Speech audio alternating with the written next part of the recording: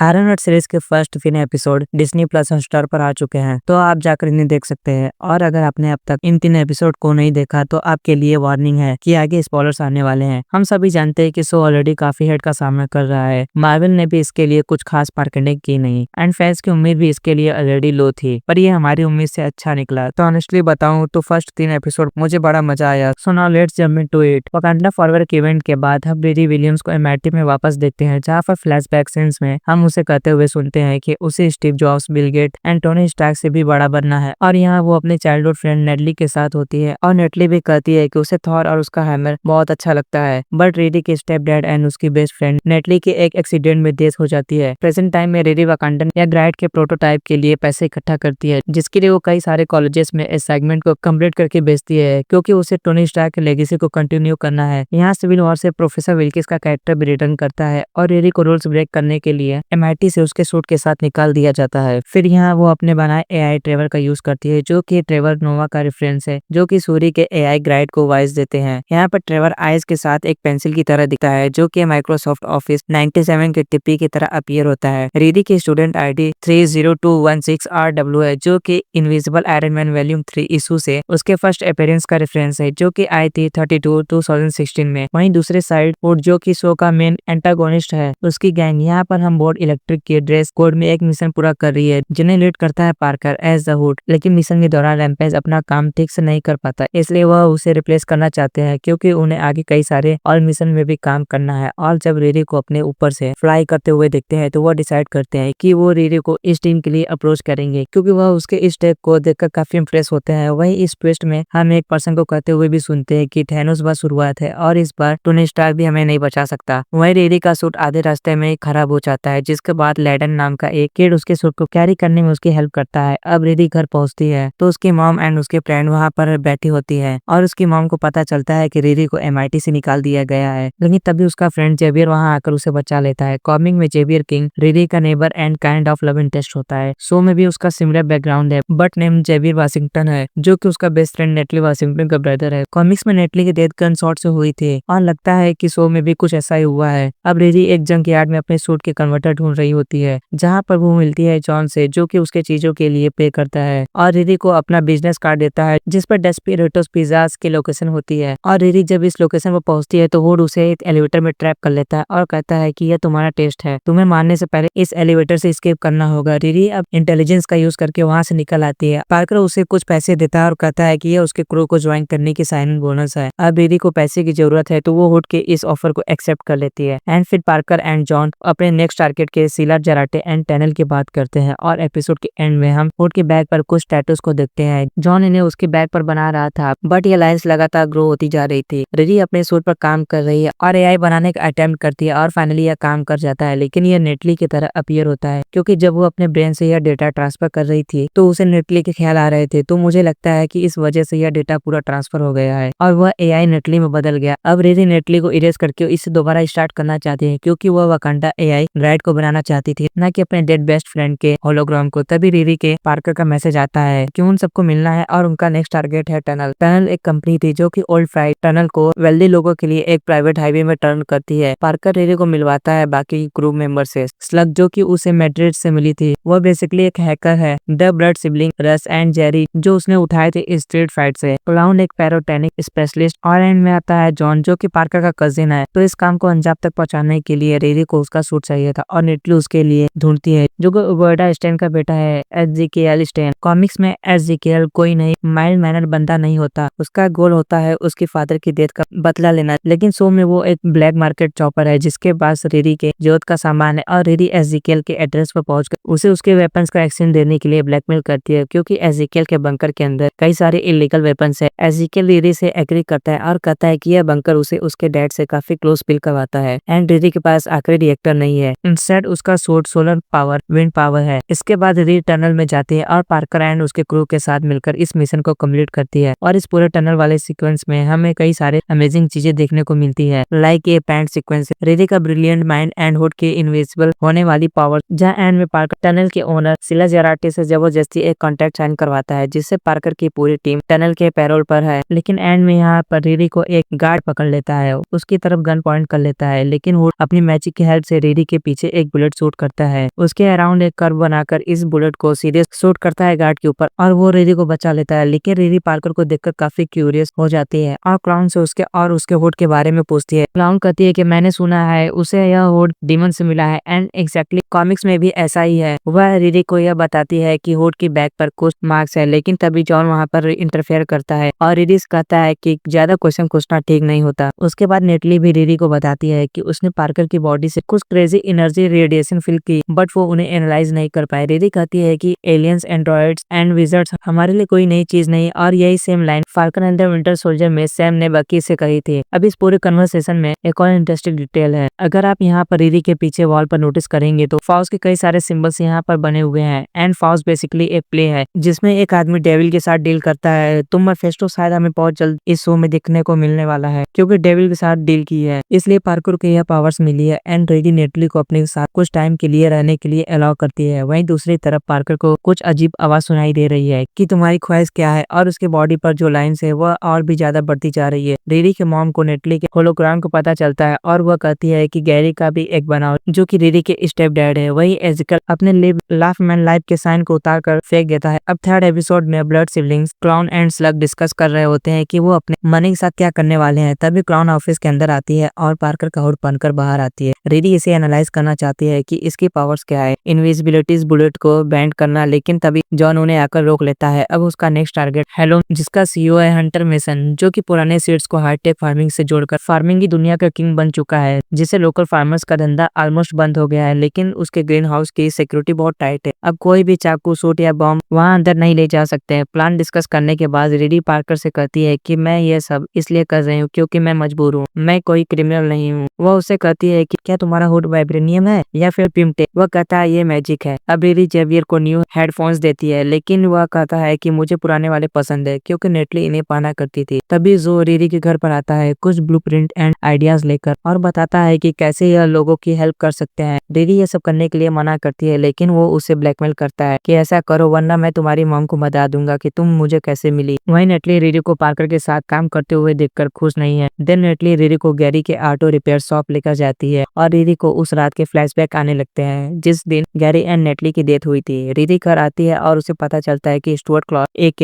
Rampage मर चुका है और पुलिस जानना चाहती है कि क्या रिरी उसके बारे में कुछ जानती है या नहीं। रिरी मना करती है, लेकिन उसे आइडिया हो गया है कि रैम्पेज के डेथ के पीछे जरूर पार्कर का हाथ है और उसे डर लग रहा है कि कहीं हुड उसकी फैमिली एंड फ्रेंड्स को हर्ट ना करे। तो वह प्लान बनाती है कि वो स्टडी के लिए हुड का एक पीस कट कर लेगी, जिसके लिए वह यूज करती है जो कि बायोमेसन मटेरियल का प्रोटोटाइप जो कि बायोनिक इंस्ट्रूमेंट्स को कवर कर सकता है, और रिरी इसे अपग्रेड करके यूज करती है। वहीं जॉन को लगता है कि यह जॉब उनके लिए ठीक नहीं है, लेकिन पार्कर उसे ट्रस्ट करने के लिए कहता है। रिरी जो से मिलने जाती है और डायस स्टैन के अस्थियों से टकराती है जो ने अब तक संभाल रखी थी। वो कहता है कि उसे डैड की डेथ टोनी स्टार्क को मारते टाइम हुई। तो कॉमिक सेट के जो एमसीयू वर्जन अपने डैड की तरह एक सुपर विलेन नहीं बनना चाहता, इसलिए वो रिरी के बायोमास में हेल्प नहीं करना चाहता। वो कहता है कि मैंने पूरी लाइफ अपने डैड जैसा नहीं बनने की कोशिश की और मैं यह बस अवॉइड करना चाहता हूँ। वो कहता है उनके पास भी तुम्हारी तरह एक आयरन सूट था, इसलिए मैं तुम्हारा साथ नहीं देना चाहता। रिरी कहती कि उसके step dad Gary Tony Stark के बहुत बड़े फैन थे। जो कहता है कि कम से कम तुम्हारे पास एक अच्छा रोल मॉडल था, मेरे पास आयरन मॉन्गर। बट एंड में वह रिरी को वह बायोमास दे देता है, लेकिन कहता है कि यह बात मुझ तक नहीं पहुंचनी चाहिए। और अब रिरी ने अपने आर्म में वह बायोमास फिट कर लिया था जिसमें उसने लेजर कटर्स हाइड किए हुए थे। अब बाकर और उसकी टीम ने हेयरलम में अटैक करते हैं, लेकिन हंटर कॉन्ट्रैक्ट के ऊपर साइन करने से मना कर देता है। हुड अपनी टीम को ग्रीन हाउस के अंदर आग लगाने के लिए कहता है, लेकिन इधर रिरी का लेजर कटर अलार्म ट्रिगर कर देता है और सारे दरवाजे बंद हो जाते हैं और सारे टीम मेंबर्स अंदर ही फंस जाते हैं। फिर हुड इनविजिबल हो जाता है और हंटर की नेक ब्रेक करके रीअपियर होता है और रिरी को पार करके हुड का एक टुकड़ा मिल जाता है। फिर वह वहां से भागने का ट्राई करती है और नेटली को बाकियों की हेल्प करने के लिए भेजती है, लेकिन जॉन रिरी को हुड के पेस के साथ कैच कर लेता है और गलती से रिरी का बायोमास भी पीछे ही छूट गया, जो कि जो के लिए बहुत सारी मुसीबतें खड़ी करने वाला है। जॉन रिरी को मारने का ट्राई करता है, लेकिन नेटली रिरी को ढूंढकर उसे बचा लेती है और जॉन सफोकेट होकर अंदर एक ग्रीन हाउस में मर जाता है। एंड पार्कर को यह सुनकर बहुत दुख होता है और पार्कर डीमन पर काफी गुस्सा होता है और अपनी पावर्स लेने के लिए कहता है। वो कहता है कि तुमने ऐसा क्यों किया, मेरी पावर्स वापस ले लो, लेकिन डीमन उसके सामने सामने जॉन की एक इमेज दिखाता है कि कैसे वो चोक होकर मर गया और उसके पीछे थी शैडो आयरन हट की। तो पार्कर को यह पता चल चुका है कि जॉन को रिरी ने मारा है। तो अब आगे आने वाले एपिसोड और भी ज्यादा इंटरेस्टिंग हो गए हैं कि पार्कर यहाँ से रिरी के साथ क्या करता है और रिरी हुड के इस पीस के साथ क्या करने वाली है और जो अपने बायोमास के खोने पर कैसा रिएक्ट करेगा। यह सीरीज मैंने जितना सोचा था उससे काफी ज्यादा बेहतर है। एटलीस्ट पहले 3 एपिसोड तो काफी ज्यादा इंटरेस्टिंग थे। तो आपको आयरन हट के फर्स्ट 3 एपिसोड कैसे लगे हमें कमेंट में जरूर बताएं और वीडियो अच्छा लगा तो वीडियो को लाइक, चैनल को सब्सक्राइब जरूर करें।